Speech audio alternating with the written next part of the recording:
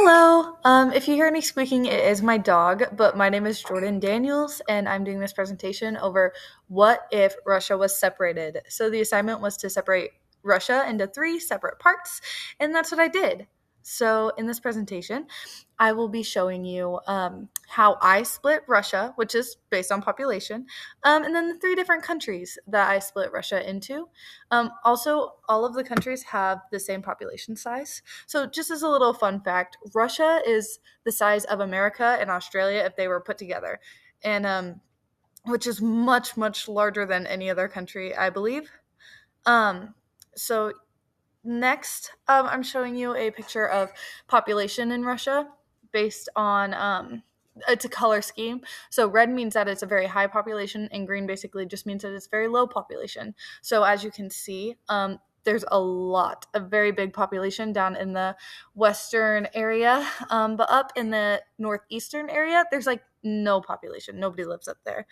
That's because of living conditions. But throughout this presentation, you'll see proof that to split this country population wise was not easy, and the countries do not look similar in size at all. They look very different.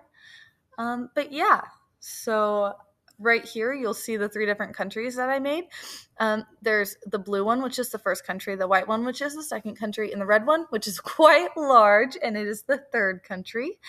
As you can see, compared to the population map, it actually makes a lot of sense if all three countries have an equal population, why the red one is so much larger. That's because of, as you can see on this, all of the population is in one spot, hence the two countries being in a similar area. So that first country is called Narod. This is how you pronounce it. Народ, народ, народ, народ. Narod.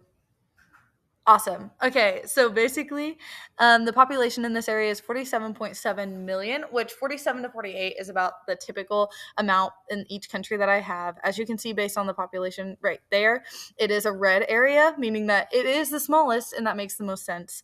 This does include Moscow. So it's the blue portion on the map. It is the smallest portion landmass wise. So yeah, that's no road. The second country is called Europa. Europa. That's how you pronounce it.